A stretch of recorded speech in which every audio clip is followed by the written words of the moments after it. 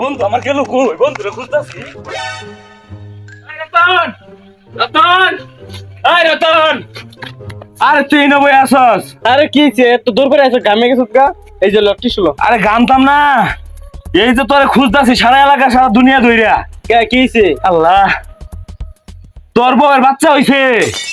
আরে এটা তো বালা খবর, খুশির খবর। চল আজকে তোর মিষ্টি খাওয়ামু। এই বড় মিষ্টি তুই খাওয়াবি কে? মিষ্টি ছাড়া আমি খাওয়ামু?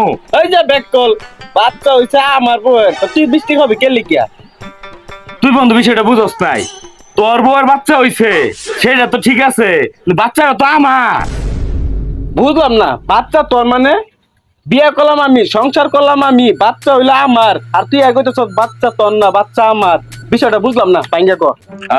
ওইছে গিয়া তুই যে মাঝখানে কামে ঢাকা গেছিলি না, হ্যাঁ অন ভাবি তো এল্লা ছিল। হ্যাঁ। তুই তো আমার কয়ে গেছিলি ভাবিরে দেখশন করার লাগিয়া। হ্যাঁ, কইছি। অন ভাবি সবকিছু তো আমারই তো ভুল লাগে। হ্যাঁ, অন ভাবি রাইতে ভাবির সাথে আমার থাকবারও কইছে। এটা কি করছ তুই?